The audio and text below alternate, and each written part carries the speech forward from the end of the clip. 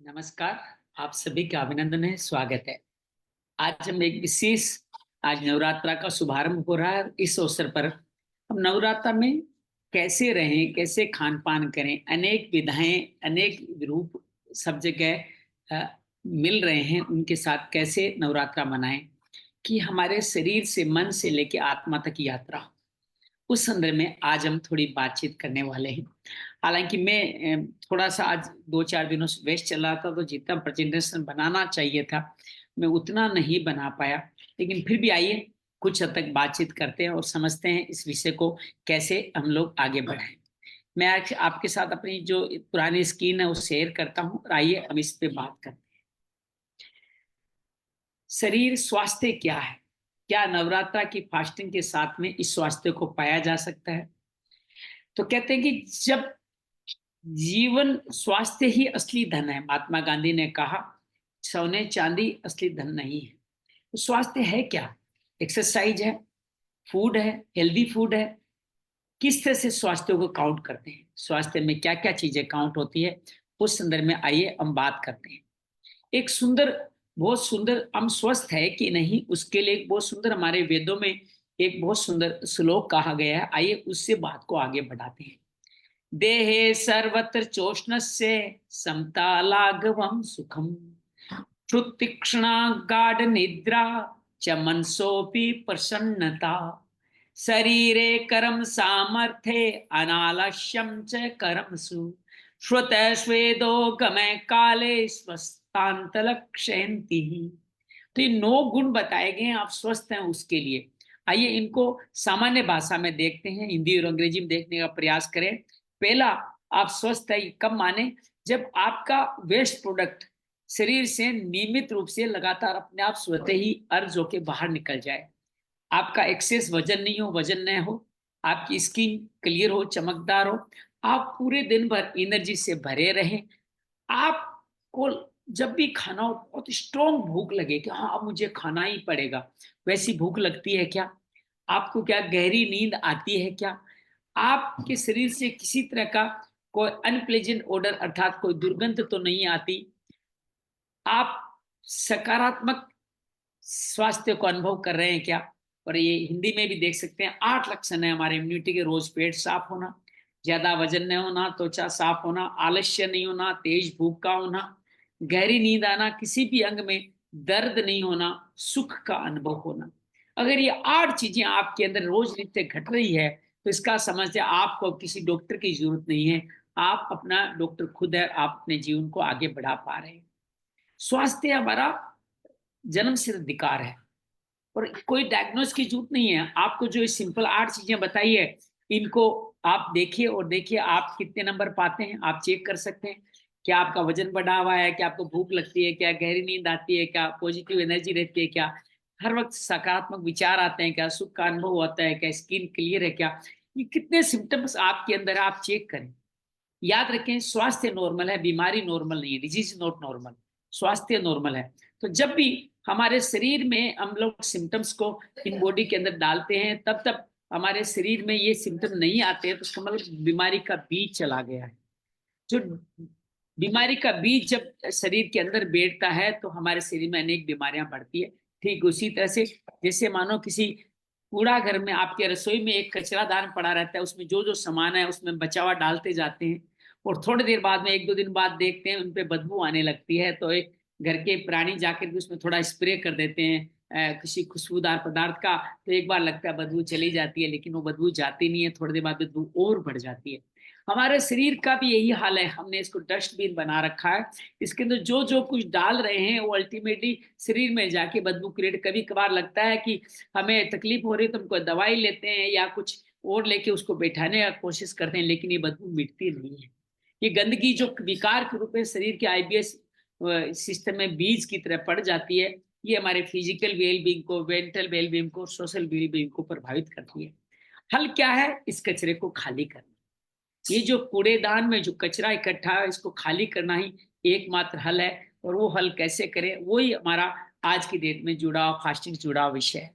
और ये जब आप खाली नहीं करते हो तो आपके जीवन में क्या होता है? सीडेंटरी लाइफस्टाइल होती है, मोटापा बढ़ता है, ओबेसिटी होती है, डायबिटिक आती है, साथ साथ हाइपरटेंशन, कोरोनरी डिजीज आती है, कार्डियोवास्कुलर डिजीज आती है, ओवरवेट होते हो, और कैंसर जैसी बीमारियां। पहले हेपी डिजीज आती है, हल्का सा बुखार होना, जुकाम होना, आपको दस्त लगना या आपके कब्ज हो जाना, ये हेपी डिजीज आती है। तो इन हेपी डिजीज में शरीर अपने आप को क्लीनिंग करने का कोशिश करता है, और आप और हम सब जब उस क्लीनिंग करने को रोक देते हैं, दवाइयां लेते हैं, तो ये मेन में डिजीज बन जाती है। हमारे शरीर को कौन हील करता है? हमारी प्राण शक्ति कहाँ है? आप देखो, कई बार आपकी हड्डी टूटती है, आपकी कोई खरोंच आ जाती है, तुरंत थोड़ी देर बाद में कई बार तो पता ही नहीं चलता, खरोंच भर जाती है। Who is doctor? कौन डॉक्टर है जो आपके उस खरोंच को पूरा करता है? डॉक्टर हड्डी नहीं जोड़ता, और डॉक्टर हड्डी जोड़ने वाला डॉक्टर दो हड्डियों को सीध में ला करके एक खपच्ची बांध देता है, और थोड़ी देर में हड्डी अपने आप ठीक हो जाती है। अर्थात कोई अंदर है हमारे, हीलिंग पावर इनसाइड हमारी बॉडी है जो हमें हील करती है। ये हीलिंग पावर कभी कभी गायब क्यों हो जाती है? हमारे शरीर के कीटाणु को मारने का काम ये क्यों नहीं कर पाती है? उसके कारण फिर तनाव, स्ट्रेस, ये सब कारण बन करके हमारा उचित खान पान नहीं होना, जंक फूड खाना, सही समय पे खाना नहीं खाना, और स्ट्रेस, तनाव लेना, ये सब मिल करके हमारी प्राण शक्ति को हर लेते हैं। और फिर हमारे जीवन में ये सब चीजें घटने लगता है जिसका कोई हल नहीं बचता। तो उसके फिर लिए हल बचता है समय समय पे उपवास करना। जी हाँ, हमारे धार्मिक परंपराओं में ऐसी सिस्टम बनाए गए हैं कि हम धीरे धीरे धीरे उपवास करते जाएं, उपवास करते करते अपने जीवन को आगे बढ़ाते जाएं। तो जब जब उपवास हमारे जीवन में डाला गया, इसीलिए डाला गया कि हमारी जो हैप्पी डिजीज जो होती है उनका हम समाधान कर सकें। ये मेन में डिजीज से आपकी डिस्ट्रक्टिव डिजीज में न बदले। दवाइयों को दबाते चले गए, दबाने के कारण वो दवाइयां के कारण ये छोटी बीमारियां जो हैप्पी डिजीज थी मेन में डिजीज बन जाती है, और वो फिर धीरे धीरे डिस्ट्रक्टिव डिजीज कैंसर तक पहुंच जाती है। तो प्रकृति ने हमें कहा कि अपने शरीर को धीरे धीरे आप शरीर को थोड़ा थोड़ा उपवास के माध्यम से क्लीन करना चालू करो। हमारा शरीर 5 तत्वों से बना हुआ शरीर है। पृथ्वी, जल, अग्नि, वायु, आकाश। पृथ्वी सबसे स्थूल है, जो जमीन से इकट्ठा होते हैं अनाज वगैरह। जल में हमने फल, जल, नारियल पानी या हम लोग रस की बात करते हैं। फिर अपने अग्नि तत्व में सूर्य की ऊर्जा, छिलकेदार फलों की बात करते हैं, या हम बात करते हैं सूर्य ऊर्जा की, या योग की बात करते हैं। ये सब सूर्य ऊर्जा देते हैं। वायु ऊर्जा, वायु तत्व की साधना हम करते हैं प्राणायाम के द्वारा, खुले में वॉकिंग करके, और प्राणायाम के द्वारा हम इस वायु तत्व की प्राप्ति करते हैं। और पांचवा, लाइट फूड लेना भी वायु तत्व का कार्य है। तो पांचवा सबसे टॉप मोस्ट फूड आकाश तत्व। आकाश तत्व है जो फास्टिंग से बनता है। इन चारों में कुछ तो कुछ लेते हो, या कुछ नहीं लेना। फास्टिंग कुछ नहीं लेना नहीं है, ये बात अंडरलाइन करके नोट कर लीजिए। फास्टिंग कुछ नहीं लेना नहीं है। फास्टिंग का तात्पर्य है कि आप सर्वोत्कृष्ट टॉप क्वालिटी का ब्रांडेड फूड ले रहे हो। पंच तत्वों का भोजन अगर हम लगातार सही क्रम में लेते रहे, ये पिरामिड ऐसे चलता है साहब, कि नीचे आपका पृथ्वी तत्व बड़ा है, फिर जल तत्व है, फिर अग्नि तत्व है, फिर वायु तत्व है, आकाश तत्व है। पिरामिड में जो सबसे नीचे का बेस है वो कम उपयोगिता वाला है। लेकिन दुर्भाग्य की बात है, हमें बड़ा दिखता है स्थूल तत्व है, हम पृथ्वी तत्व को ज्यादा लेते हैं। जिसमें अनाज की बात करें, दालों की बात करें, भोजन की बात करें, ओवर ईटिंग की बात करें, जंक फूड की बात करें, सब पृथ्वी तत्व का। इसमें सात्विक कम हिस्सा रहता है, रजस और तामसिक भोजन ज्यादा होता है। तो हम लोग पृथ्वी तत्व को, अरे भोजन नहीं किया ऐसे कैसे चलेगा? मुझे अक्सर लोग कहते रहते हैं। कल मैं बहन के यहाँ गया तो उनके रहे बड़े कमजोर दिख रहे हो, कुछ लेते क्यों नहीं हो, कुछ तो लेना चाहिए। मैं क्यों माता, मेरा जीवन अच्छा चल रहा है, मैं 7-8 घंटे आराम से श्रम कर पाता हूँ, तो मैं क्यों लूँ? भोजन जितना ले सकता हूँ उतना मेरे शरीर में जरूरत उतना मैं लेता हूँ, और मैं सभी रोगों से बचा हूँ। तो इसके अलावा मैं क्या कर सकता हूँ? लेकिन हम लोग क्या करते हैं, माताएं बहनें विशेष तौर से, खाओ खाओ खाओ खाओ। उनको बचपन से सिखा दिया कि दिल का रास्ता पेट से होके जाता है, और पता नहीं क्यों खाने पे लगे रहते हैं।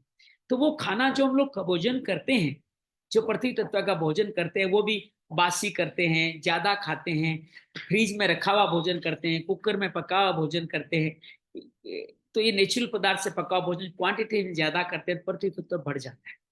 प्रति तत्व का हिस्सा 20% है। हिस्सा कितना है हमारे में, शेयर होल्डिंग कितनी है हमारे शरीर प्रति तत्व 20%। सबसे लोएस्ट फूड है पृथ्वी तत्व, जिसमें अनाज आते हैं, अनाज अन्न दालें आती है। उसकी शुद्धि कौन करेगा, जल तत्व करेगा। जल तत्व में क्या है, फल है, वेजिटेबल जूस है आपके, नारियल पानी है, और शुद्ध पानी। पानी को 2-3 तरह से ले सकते हैं, अल्कालाइन पानी के रूप में ले सकते हैं, या सन चार्ज पानी के रूप में ले सकते हैं। तो ये पानी जल तत्व है, उसकी शुद्धि करता है। आप पृथ्वी तत्व की शुद्धि जल तत्व से कर सकते हो, या खाने में लिक्विडिटी बढ़ा के, रस प्रदान करके भी आप जल पदार्थ जल तत्व कर सकते हो। तो अग्नि तत्व पृथ्वी तत्व से शुद्ध भोजन है जल तत्व है। जैसे फलाहार, उपवास, ये सब कर, फलाहार करना या वेजिटेबल जूस लेना, ये सब कार्य हम करना। उसके बाद में अगला भोजन आता है, उससे और ऊपर चढ़ते जाइए मूलाधार से। आप पृथ्वी तत्व है, आपका मूलाधार पे है, तो जल तत्व है, आपके वस्ती स्वादिष्टान चक्र पे है, और आपके नाभि पे अग्नि तत्व है। फिर अग्नि तत्व जो खाने का पाचन का कार्य करता है, उसमें सूर्य, आई गेजिंग सूर्य के साथ में, और सूर्य की सूर्य स्नान या योग करना, वॉकिंग करना, जॉगिंग करना, स्विमिंग करना, स्वाइसो करना, और साथ में छिलकेदार छिलके, हमारे किसी भी चीज के छिलकों में सूर्य तत्व होता है, उनको ग्रहण करना सूर्य तत्व का भोजन है। तो ये तीसरा भोजन इन दोनों की कमियों को दूर करता है, उनमें कोई कमियां आ गई उनको दूर करता है। लेकिन नियमित रूप से 20% ये भी लेना चाहिए ना, लेकिन हम कहाँ ले पाते हैं।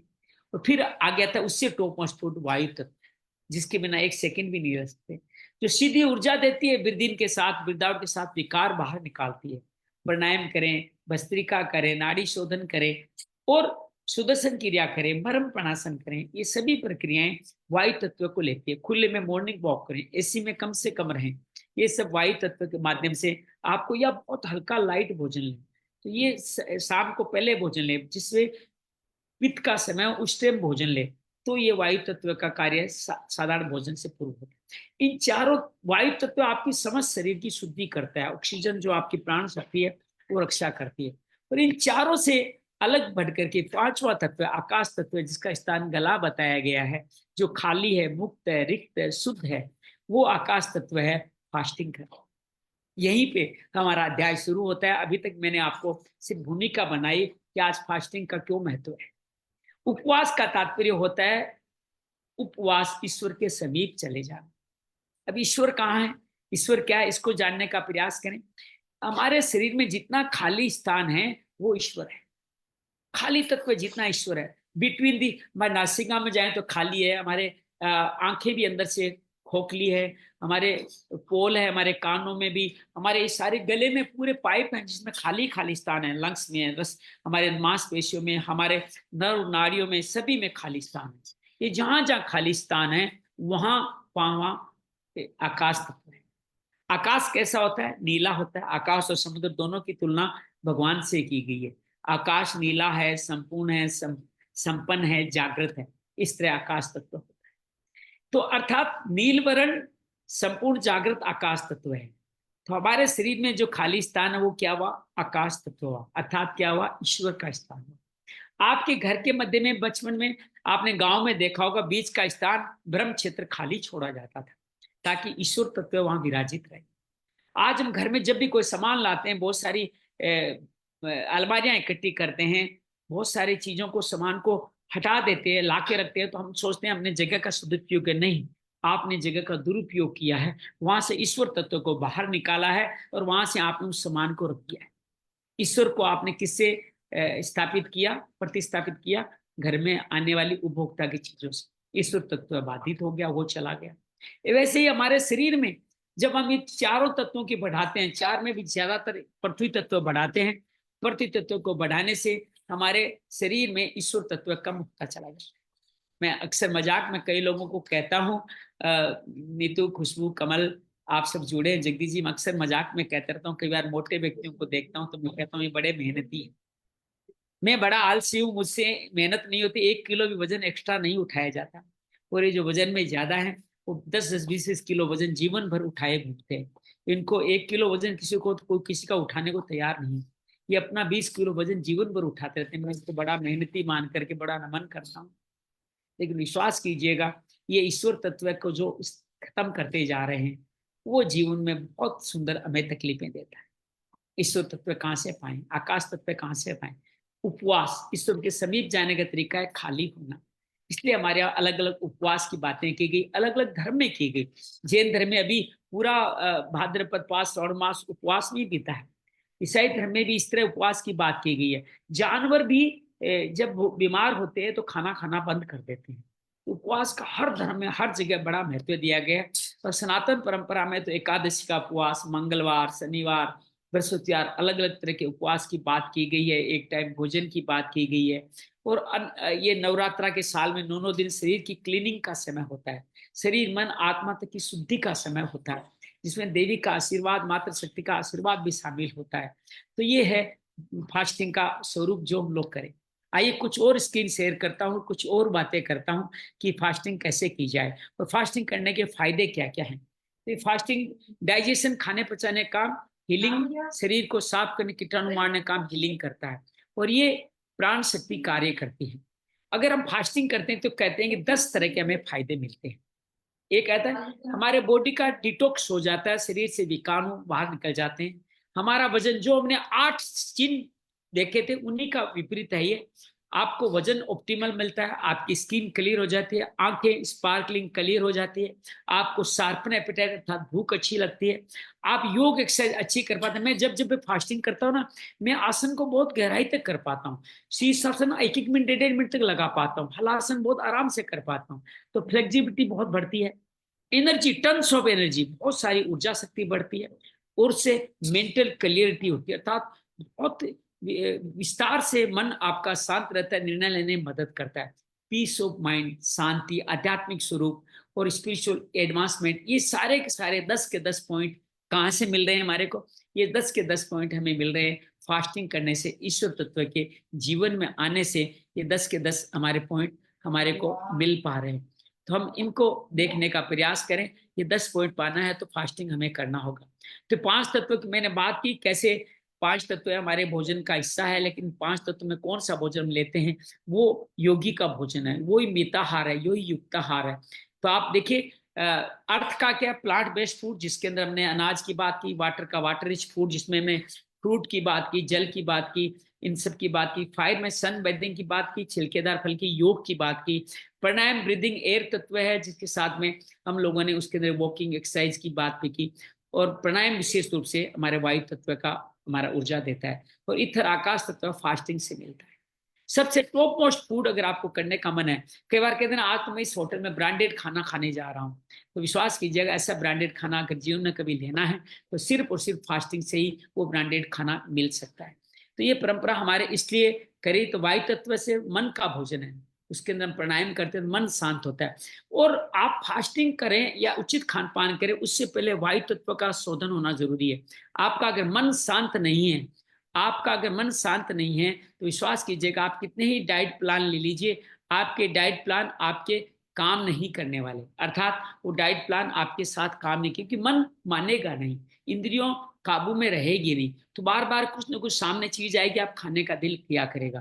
तो जो डाइट करना चाहते हैं, डाइटिंग प्लान फॉलो करना चाहते हैं, वो असफल क्यों होते हैं? उसके पीछे उनका मन है। तो हम लोग कोई भी डाइट प्लान लें, उससे पहले वायु तत्व का आराधन करें, अग्नि तत्व का, सूर्य तत्व का आराधन करें, सन स्नान करें, आई गेजिंग करें और प्राणायाम करें, ध्यान करें। उससे आपका प्राणायाम से मन शांत होगा, तो तुरंत आप कोई भी डाइट प्लान को ढंग से आप फॉलो कर पाएंगे। ये वायु तत्व की सिद्धि के बाद में ही हम सब लोग अपने शरीर में जोड़ने का कार्य कर सकते हैं, जिसको ईश्वर तत्व की बात कर सकते हैं, स्ट्रेंथ फ्लेक्सिबिलिटी बात कर सकते हैं, समभाव में स्थित हो सकते हैं। 3 तरह के फूड की बात की जाती है, सात्विक, राजसिक, तामसिक। आज तो हम लोग नवरात्रि उपवास की बात करें, तीनों फूड में से सात्विक फूड को फल के रूप में ग्रहण कर सकते हैं। आज की जो में जो नवरात्रा का स्वरूप हो गया है, वो तामसिक फल, राजसिक भोजन को बहुत कायद से लेना हो गया। मार्केटिंग करने वाले हल्दीराम से लेके हर एक व्यक्ति लोग नवरात्रा थाली, नवरात्रा फूड, बड़े बड़े ऐसे फ्राइड फूड निकाल रहे हैं, ऐसे ऐसे जंक फूड निकाल रहे हैं, जो खाना खाएंगे तो शरीर खाली तो क्या हुआ, उल्टा और भर जाएगा। मैंने कई लोगों को देखा है नवरात्र के समय वजन बढ़ जाता है। हमारे पड़ोस में अभी एक वो थाली दे रहे, 599 की थाली डेली मेनू बेचते हैं कि ये आप भोजन करें नवरात्रा में। विश्वास कीजिएगा वो थाली अगर आपने खा ली, चाहे एक टाइम ही खाई है, विश्वास कीजिएगा नवरात्र का वजन आपका 2-4 किलो बढ़ावा मिलना है, आकाश तत्व बाधित हो जाना, उपवास नहीं होना है। आजकल सभी लोग उपवास इसी तरीके से कर रहे हैं, और विश्वास कीजिए ये नवरात्रा का अपमान है, अपने शरीर का अपमान है, आकाश तत्व का अपमान है। आकाश तत्व तक से पहुंचेंगे नहीं आप, पृथ्वी तत्व पे ही लटके रह जाएंगे। तो हम लोग सात्विक राजसिक तामसिक फूड की बात जरूर करते हैं, अभी हम फलाहार की बात करें तो बहुत सुंदर तरीके से हम अपने जीवन को योग के मार्ग पे आगे बढ़ा सकते हैं, और अपने जीवन को दिव्यता के मार्ग पे आगे बढ़ा सकते हैं। ये जंक फूड हम लोग छोड़ेंगे तभी अपने जीवन का काम बढ़ेगा, ये नहीं बढ़ेगा तो कैसे जैसे रोग हमारे आते रहेंगे। जीवन रूपी गाड़ी चलाना आसान नहीं होगा, उस गाड़ी को चलाने इन सबको छोड़ना होगा। थोड़ा बहुत आसन, आसन आपका सूर्य तत्व है, प्राणायाम वायु तत्व है, और प्रत्याहार इंद्रियों को अंतर्मुखी करना जो हमने भ्रामरी के माध्यम से सीखते हैं उनको सीखें। धीरे धीरे शरीर पे धारणा करें और फिर इसको ध्यान समाधि में कन्वर्ट करें, जो आकाश तत्व का सुंदर स्वरूप है। तो सात्विक फूड जब आप जीवन में लेते हैं तो हमारे जीवन में बहुत सारी प्रसन्नता आती है, बहुत सारे जीवन में हमारे कौन से सात्विक फ्रेश हो, होलसम हो, जूस वाले हो, रस्या स्निग्धा स्थिरा हृदया, ये गीता में भगवान ने कहा है। इन सब को लेते हैं तो सात्विक फूड होता है, बासी नहीं हो वो सात्विक फूड कहलाता है। लेकिन आजकल हम जंक फूड, राजसिक भोजन, और नवरात्रा भी आजकल राजसिक भोजन से ही भर गया है। परस्पर विरोधी आहार न खाएं, योग मन आत्मा का भोजन करें, तनाव से मुक्ति पाएं तो जीवन में टॉक्सिन्स बाहर निकलेंगे। हमारे ठंडा पानी नहीं पिए, गर्म पानी या आप नॉर्मल पानी पिए, रात को नींद अच्छी ले, तनाव से मुक्ति पाएंगे। अगर आप ये सब खाना वाना की जंक फूड से 9 दिनों में शुद्धि करेंगे तो नेगेटिव इमोशंस भी दूर होंगे, प्राणायाम मेडिटेशन से दूर होंगे, हम सब चीजें ये पा पाएंगे उपवास के माध्यम से। अब बात करते हैं उपवास कैसे करें। 5 तरह के उपवास की बात मैं करने में, मेरी स्क्रीन मुझे मिली नहीं है तो मैं आपको मौखिक रूप से बता रहा हूँ, और मैं भी चलो शुद्ध लाइव ज्ञान आपको दे पाऊंगा, नहीं तो मुझे स्क्रीन संचालित करती है, मैं वो बोलता हूँ। पहला उपवास है इंटरमिटेंट फास्टिंग, जो आजकल बहुत प्रचलन है। हमारे शरीर में वात पित्त कफ 3 समय होता है। सुबह 10 बजे तक का समय आपका कफ का समय होता है, 10 से लेकर 2 का पित्त का समय होता है, और 2 से लेकर 6 का वात का समय होता है। फिर धीरे वापस यही कन्वर्जन आगे बढ़ता है, कफ पित्त और वात, ऐसे 24 घंटों में 4-4 घंटे के 6 पीरियड होते हैं। कफ के समय में शरीर में अग्नि प्रज्वलित नहीं होती है, उसमें हेवी भोजन नहीं करना चाहिए। हमेशा अपना ब्रेकफास्ट फल का करें, जूस वेजिटेबल जूस का करें, नारियल पानी का करें। अग्नि को धीरे धीरे प्रज्वलित होता है 10 बजे, जब सूर्य थोड़ा ऊपर उठ जाता है तो हमारी अग्नि प्रज्वलित होती है, प्राण शक्ति काम में करती है, तो उसके दौरान हम कार्य करते हैं। फिर 10 से 2 का भोजन का समय, उसमें हम सात्विक भोजन लें। 3 चपाती ग्रहण कर सकते हैं, जिसके अंदर चपाती बनाते बनाते उसमें कुछ सब्जियां डाल दें। हरी सब्जी, 1 सब्जी और 2 सब्जी हो तो ही खाएं, सब्जी और रोटी को खाना ही सलाद के साथ, यही आपको चबा चबा के खाएं। 3 का भोजन, 3 में 4 रोटी खाते हो तो समय जितना लगता है उतने समय में 3 रोटी खाएं या 2 रोटी खाएं, आपकी फास्टिंग बहुत सुंदर तरीके से संचालित हो जाएगी। तो ये 10 से 2 के बीच में थोड़ा उल्टा सीधा भी खा लो तो पच जाता है, क्योंकि इस समय अग्नि प्रज्वलित होती है। 2 बजे अग्नि मध्यम पड़ती चली जाती है, हल्की फुल्की भूख लगने का इशारा होता है, लेकिन भूख का समय होता नहीं है। आप फल वगैरह उस समय ले सकते हो, या चने वगैरह कुछ सात्विक स्नैक्स ले सकते हो। चाय मिल्क को अवॉइड करें, जंक फूड को अवॉइड करें, रिफाइंड फूड को अवॉइड करें।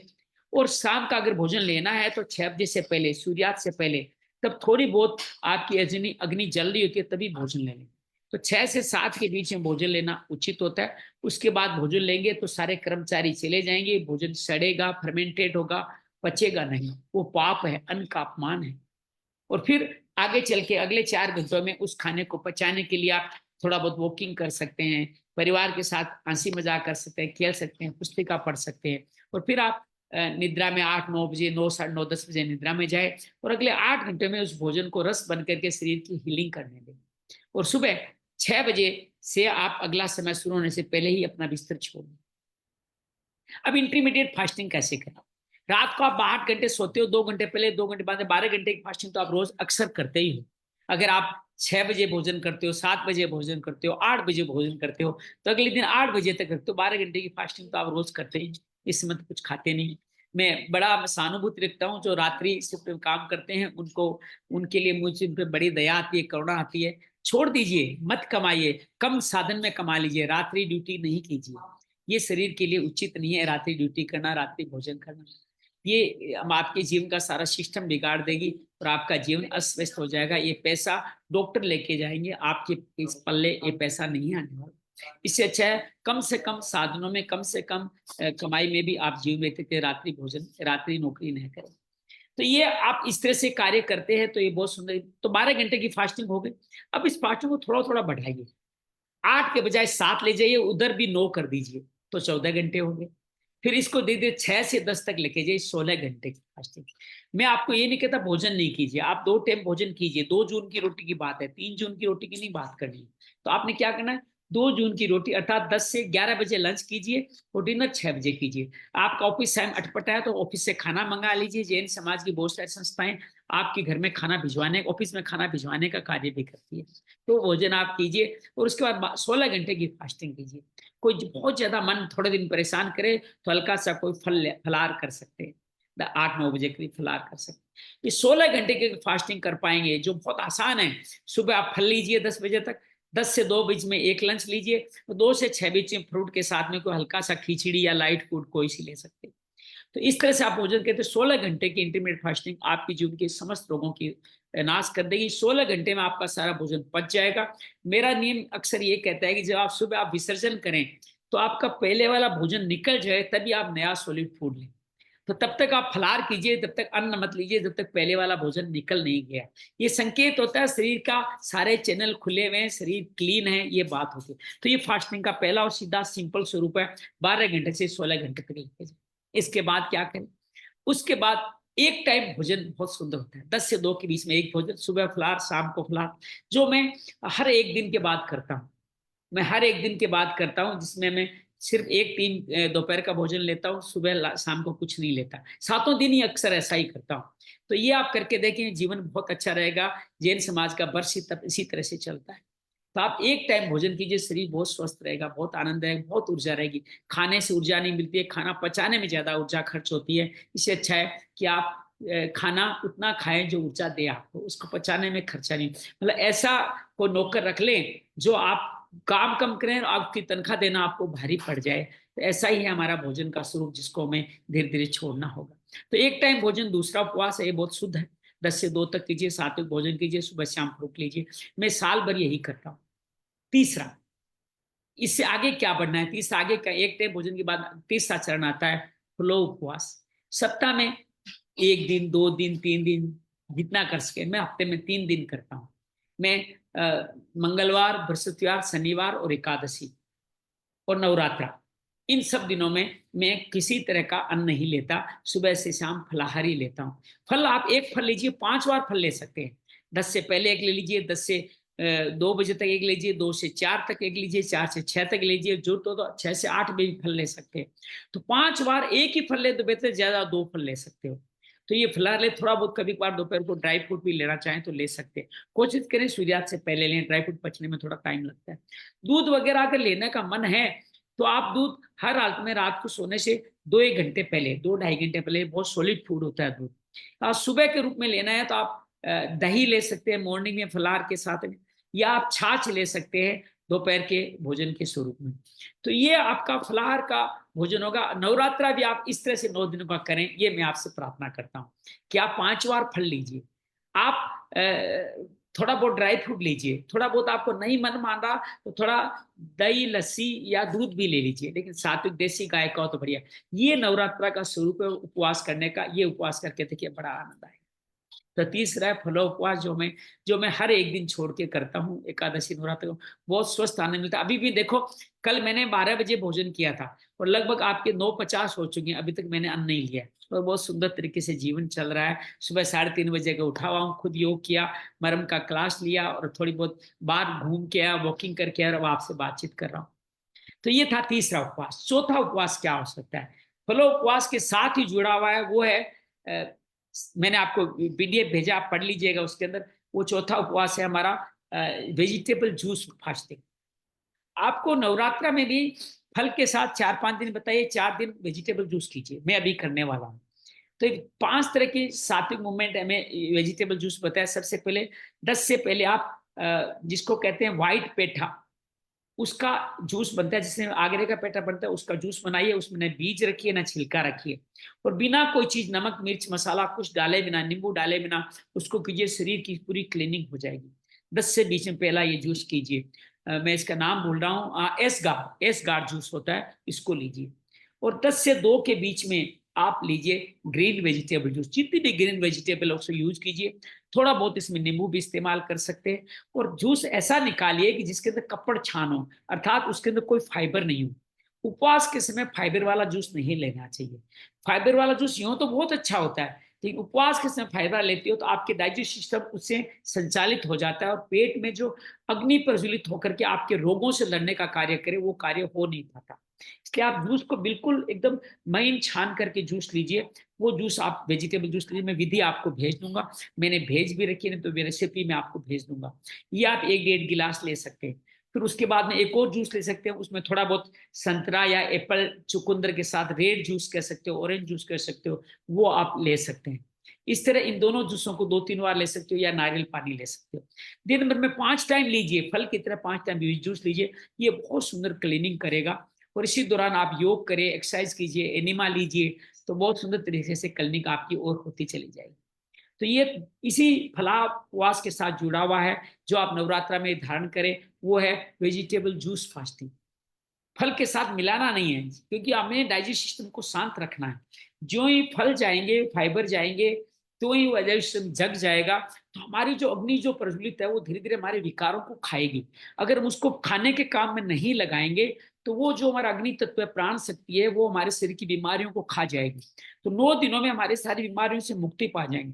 मैंने ऐसे अनेकों उदाहरण देखे हैं जिनको डॉक्टर ने जवाब दे दिया, लेकिन फास्टिंग करने से उस न केवल शुद्ध हो गए, लंबे समय तक जीवित रहे। तो इस तरह से आप ये वेजिटेबल जूस का उपवास, मैं 3 दिन ये वेजिटेबल जूस भी करने वाला हूँ, 6 दिन फलों उपवास करने वाला हूँ।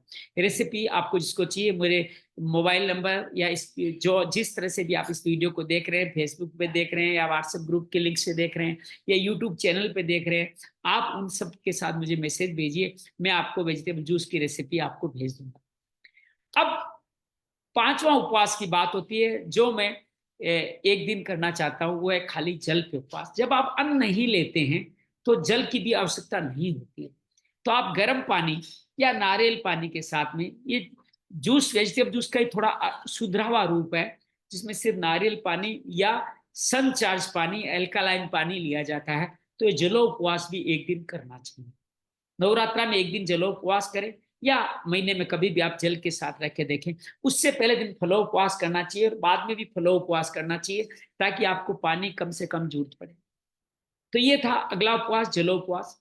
और 7वां उपवास जो सबसे महत्वपूर्ण है, वो है निर्जल उपवास। जब आप निर्जल उपवास करते हैं, तो अगले 3 महीने तक शरीर में कोई बीमारी नहीं है। शरीर में जब जल भी नहीं जाता, तो आपका सारा डाइजेस्ट सिस्टम अपने अग्नि तत्व से ऐसा हील होकर ऐसे चमक जाता है, जैसे किसी बर्तन को घिस घिस के चांदी के बर्तन को चमकाते हैं, वैसे चमक जाता है। मैं साल में कम से कम 4 निर्जल उपवास करता हूँ। नवरात्रा जब 9 दिन पूरा हो जाते हैं, 10वें दिन, दोनों नवरात्रा में एक निर्जला एकादशी और एक जैन संवत्सरी के दिन मैं निर्जल उपवास करता हूँ। बड़ा आनंद होता है साहब। अभी 1.5-2 महीने पहले निर्जल उपवास किया था। दुकान भी गया, ऑफिस भी गया, बैठा भी नहीं, सारा कार्य किया, क्लास ली योग की, सब कुछ किया। विश्वास किया, निर्जल करने जो आनंद आता है वो अद्भुत है। और निर्जल के बाद में भी आप सीधा अन्न नहीं ग्रहण कर सकते, अगले दिन आपको फलो उपवास करना है। तो मेरा हमेशा नवरात्रा उपवास 10 दिन का हो ही जाता है, और कई डेट बदल जा, शनिवार आ जाता तो 11 दिन का भी हो जाता है। इस बार मैं रविवार को 13 तारीख को अन्न लूंगा, और 14 तारीख को फिर उपवास करूंगा, एकादशी का उपवास। तो तात्पर्य यह है कि इस तरह से आप उपवास को अपने जीवन में धारण करें, तो बहुत अद्भुत आनंद आपको जीवन में आने वाला है। उपवास तोड़े भी ऐसे कि आप अचानक उपवास खत्म करो, तुरंत आपने पूरी सब्जी हलवा पूरी खा लिया, और नहीं, ये नहीं करना। ये करेंगे तो आपके शरीर में तकलीफें बढ़ेगी। जब आप उपवास ऐसे गहन उपवास के उठते हैं, तो उस दिन शाम को आप फलाहार करें, दोपहर को फिर वापस वही जूस वगैरह कुछ लें, या दोपहर शाम को फिर फला उपवास पे करें। अगले दिन भी मॉर्निंग फल खाएं, दोपहर को आप थोड़ा हल्का हल्का खिचड़ी जैसा कोई सात्विक पदार्थ लें, फिर धीरे धीरे सामान्य जीवन को आए। तो ये उपवास तोड़ने का भी एक तरीका है। उपवास हमारे जीवन की शुद्धि का प्रतीक है। ये मैं शारीरिक, मानसिक, आध्यात्मिक सब तरह से हमें उन्नति करने का प्रतीक है, ईश्वर के समीप लाने का प्रतीक है। हमारे संतों ने इसलिए नवरात्रों की कल्पना की। और ये नवरात्र आते कब है? जब मौसम बदल रहा हो। देखिए अब क्या हो रहा है, बारिश, गर्मी खत्म हो रही है, सर्दी आ रही है, शरद नवरात्रा कहा गया है इसको। तो शरीर में बहुत सारे परिवर्तन होते हैं, उसमें शरीर समझ नहीं पाता, वह मौसम के कारण डिस्टर्ब होता है, इसमें उपवास करते हैं तो जल्दी समझ पाते हैं। ऐसे ही आप देखेंगे सर्दी से गर्मी के बीच में हमारे वसंती नवरात्र आते हैं, उसमें भी अगर उपवास करते हैं तो बहुत सुंदर क्लीनिंग होती है। तो क्लीनिंग, उपवास ईश्वर तत्व है, सभी कुछ उपवास का ही स्वरूप है। तो इन 9 दिनों में क्या करने वाले हैं? क्या शुद्ध उपवास करने वाले हैं, या जंक फूड का उपवास? ये जो कुट्टू के आटे की रोटी, सांभर के चावल, आलू का हलवा, राजगीरा, ये साबूदाना की खिचड़ी, ये सब खाने वाले हैं, या फलो उपवास करने वाले हैं? उपवास को सात्विक रूप में करें, बस यही मैं आप सबसे प्रार्थना करता हूँ। मेरा मन था कि ये विषय पे मैं कई बार बोल चुका हूँ, लेकिन आज मेरे पे कोई पीपीटी नहीं था, इसलिए मन से, दिल से जो बात मैं कह सकती हूँ बोलने का प्रयास किया है। पंच तत्व का भोजन में ईश्वर तत्व है, आकाश तत्व है, खाली रहना, फास्टिंग सबसे सर्वोत्तम भोजन है, ये लेते रहे। तो मैं आप सबका बहुत सा अभिवादन करता हूँ। हमारे साथ जय माता दी नाम से जुड़े हुए हैं कमल जी, जुड़े हुए, नीतू जुड़ी हुई, ऋतु जुड़ी हुई है। आप सबका अभिनंदन करता हूँ, स्वागत करता हूँ। मैं आपको अनम्यूट भी करता हूँ। आप चारों मेरे साथ सात्विक जुड़े हुए, तो आप बता सकते हैं कि हमारा ये प्रयास कैसा लगा। क्या उपवास करना चाहेंगे? क्या उपवास कर पाएंगे?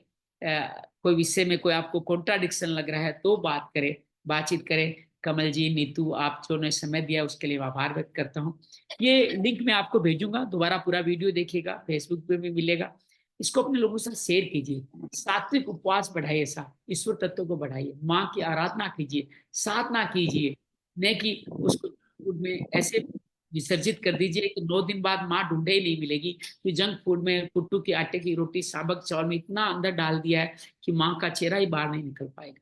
थोड़े कड़े शब्द हैं, लेकिन विश्वास कीजिएगा, ईश्वर का मतलब होता है ईश्वर के नजदीक जाना। उपवास का मतलब खाली रहना, ईश्वर तत्व का अनुभव करना। जी कमल जी, कैसा लगा आपको हमारा प्रयास? बहुत अच्छा लगा सर, बहुत ही अच्छा लगा। और बहुत आपने नई डायरेक्शन दी और जो हम भूल गए थे वो दोबारा याद दिलाया। लेकिन इसमें मैं एक चीज और ऐड करना चाहता हूँ कि हम्म। मेरे को मालूम नहीं कहाँ से और कब उपवास को तोड़ने वाली बात आ गई। एक्चुअली तोड़ना नहीं होता, उपवास को खोलना होता है। जी जी, जब हम बिल्कुल व्रत खोलना, रखते हैं खोलना बिल्कुल उसके बाद खोलना था। कहते हैं। खोलने का तरीका ये, जैसे हम लोग क्या करते हैं 9वें दिन पूड़ी, छोले या आपके हलवा खाते हैं, वो उस तरह से हेवी फूड नहीं खा खोले, हेवी फूड से नहीं नहीं, खोले, उसको आप फलाहार से ही खोले। मेरी उसमें रिक्वेस्ट ये है कि उपवास तोड़ना एक्चुअली गलत कर्म है। हाँ सही बिल्कुल सही कर्म है कह रहे हैं, बिल्कुल सही कह रहे हैं। मैं उपवास आपसे छोड़ना। सहमत हूँ, मैं आपसे जी, सहमत हूँ, मैं आपसे सहमत हूँ। मेरा मेरा आपसे ना अनुग्रह है कि आगे से हम इस प्रथा को अपनी जो थी उस पर वापिस आए, क्योंकि मैं सारी जगह टीवी वगैरह में भी देखता हूँ तो वहां पर भी करवा चौथ का व्रत तोड़ना, भाई तोड़ना नहीं होता, खोलना तोड़ना होता है। होता है, उस व्रत को नहीं करना, तोड़ना है व्रत को, तुड़वा, खोलना जैसे तो मतलब है कि कच्चा कोई आपने तुड़वाते थे ना। आपने उसका ना विध्वंस कर दिया। जी जी, बस बिल्कुल से, बिल्कुल तोड़ना से, मतलब चलिए। विध्वंस करना होता है। बिल्कुल खोलना बिल्कुल, मतलब होता उपवास है कि खोलना। आधा दिन इसलिए हम प्रॉपर शब्दों में नहीं रूप से फंसते हैं, छोड़ी थी। मूल भाव में फंसते हैं। शब्दों में फंस करके मूल भाव से दूर नहीं चले जाए, ये भाव रहे। मैं आपसे सहमत हूँ, उपवास खोलना वो ही बात तो चाहिए। बिल्कुल सही है आपकी, भूल भाव से दूर नहीं जाए। लेकिन बिल्कुल। उससे एक्चुअली क्या है ना, जो यंग जनरेशन है वो सीखती है जो वो टीवी में देख रही है, जो लोग बोल रहे हैं। चलिए ये, तो मैं वो सबको मानता हूँ तोड़ना मुद्दा है, लेकिन इतना बड़ा मुद्दा नहीं है कि मूल भाव ही चला जाए। मूल भाव यही, उपवास करे और उपवास को सही बिल्कुल, तरीके से खोले, वो तो यही आपका मूल बिल्कुल भाव। सही। बहुत बहुत धन्यवाद आपका, बहुत बहुत आभार है। आप सब लोग जुड़े रहे, और हम लोग इस वीडियो को भेजेंगे। आप ज्यादा से ज्यादा लोगों को आप जीवन का हिस्सा बनाएगा। 10 बजने की मेरा अलार्म बज गया है, तो बस यहीं पे आपसे विदा लेता हूँ। मंगल हो मंगल। फेसबुक जो जुड़े हुए हैं उन सब साथियों का भी अभिनंदन करते हैं, उन सब साथियों का भी बहुत सारा अभिवादन करते हैं। उन लोगों ने समय देके हमारे वीडियो को देखा। ज्यादा लोगों को शेयर कीजिए, कमेंट कीजिएगा, सब्सक्राइब कीजिएगा। मेरे यूट्यूब चैनल पे भी वीडियो अपलोड हो जाएगा, वहां से भी आप इसको देख पाएंगे। बहुत बहुत धन्यवाद, बहुत बहुत बार। मंगल हो थैंक मंगल यू सर। हो। जी नीतू, कुछ कहना है आपने? जी और मैं यही कह रही थी हाँ कि इसकी रिकॉर्डिंग मिल जाएगी ना यूट्यूब बिल्कुल चैनल पे। मिलेगी। मैं रिकॉर्डिंग अभी आपके फेसबुक का लिंक भेज दूंगा, यूट्यूब का लिंक भेज दूंगा, स्क्रिप्ट भी देने की कोशिश करूंगा जिसके माध्यम से आप देखना शुरू करें। आप थैंक यू। जितना कम हो जाए, आप ना माता है अक्सर बच्चों को भोजन, जो बच्चा अभी कोमा में है, किसी और मूड में है, तो उनको भोजन बहुत मिनिमम ही कराएं। शरीर हिल डुल रहा है, पाचन शक्ति कम है, मिनिमम से मिनिमम हाँ, में काम हो जाएगा उसका। उसको उसका मर तो लिक्विड जाता है उसको, अभी तक वो लगी हुई है ना, हाँ नलकियां लगी तो हुई है ठीक है, नाक उसको में, उनमें राइट हम लिक्विड। उनमें हम लोग हाँ दखलंदाजी लिक्विड। नहीं करेंगे, जो जा रहा है वो जाने दीजिए। लेकिन लिक्विड जल्दी क्योर होता है अगर शरीर में प्राण शक्ति को मिल जाती आ है देते हैं, हाँ। शरीर को हील करने का। हम्म। प्राण शक्ति को खाना पचाने के कम महत्व के काम में न लगाएं। उस प्राण शक्ति हम्म। जीवन की शुद्धि में, आध्यात्मिक प्रगति में, स्वास्थ्य की शुद्धि में लगाएं, रोगों से लड़ने में लगाएं उसको। जी। उसको खाने पचाने के हल्के कार्य में। बस यही मेरा भाव है। उम्मीद आप सबको अच्छा लगा होगा। फिर मिलेंगे देवी भागवत पे, कब बात कर एक पाऊंगा एक आपको। क्वेश्चन है मेरा और, है ना, मैं मतलब जैसे आप कह रहे हो ना, मेरी बेटी भी कम खाने की करती है, उसको भूख नहीं लगती है जल्दी। तो जैसे कि मेरे को भी गैस बहुत बन जाती है और उसको भी गैस हो जाती है, फिर सर में दर्द होना शुरू हो जाता है। सर में दर्द कोई नहीं बात नहीं, बोलेंगे, ऐसा दर्द ऐसा कुछ कम। होता है तो आप फल ले लिया करें। फल ऐसा लेने कुछ में। होता है तो फल ले लिया करें। गैस, ठीक है। देखिए बीमारियां हैं, बीमार एक दूसरे को बुलाती है अपने, जैसे एक बुलाती भिखारी हूँ। को भीख दो तो चार भिखारी और बुला के लाता है। तो हाँ। आपने खाना उल्टा सीधा खाया है तो एसिडिटी, अफारा, ये सब चीजें लेके आता है। तो आप फिर कहते हो फिर खाना खाओ। तो दोनों का संगम, दोनों का कार्य चलता रहता है। इस चक्र को कहीं तोड़ना होगा। इस चक्र को तोड़ने का तरीका यही है कि जब आपका फल लगे, उस लगे, उसमें फल उपवास कर लीजिए। थोड़ा शरीर देखिए, शरीर मांग रहा है कि मन मांग रहा है। मन मांग रहा है तो उसके जाल में मत फंसिए। शरीर को खाना खाने से कोई एसिडिटी खत्म नहीं होने वाला। आप क्या खा रहे हो आपको नहीं पता, कैसे खा रहे हो, चबा के खा रहे हो नहीं खा रहे हो, शुद्धता से खा रहे हो नहीं खा रहे हो, सात्विक भोजन खा रहे हो, कैसे ठीक होगा। बीमारियां एक दूसरे को कॉम्प्लीमेंट करती है साहब। तो आदतें भी बीमारियों जैसी ही बन जाती है। तो ऐसा कुछ हो, आपको लगता है कि हल्का सा हो रहा है, लोग जब एसिडिटी होती है तो उल्टा एसिड पी लेते हैं, अर्थात मैं सिर में मुझे लिम्का पिला दीजिए। अरे लिम्का खुद एसिडिक भोजन है, वो आपकी एसिडिटी कैसे दूर करेगा। आप अल्कलाइन लीजिए, अर्थात आप वेजिटेबल डाल करके उसका पानी पीजिए, तो आपकी एसिडिटी खत्म हो जाएगी। तो ये तरीका, या छोटा सा हल्का सा गाय का दूध लीजिए, लेकिन आप उसका भोजन करके भरना चाहें, ये तरीका सही नहीं है, ये तरीका उचित नहीं। हो सकता है थोड़ा समय लगे, लेकिन शरीर सेटल हो जाए। चलिए, बहुत बहुत धन्यवाद आपका, बहुत बहुत आभार। खुश रहें, मस्त रहें, सभी से विदा लेते हैं। अच्छा लगा है तो जरूर बताइएगा। धन्यवाद, धन्यवाद।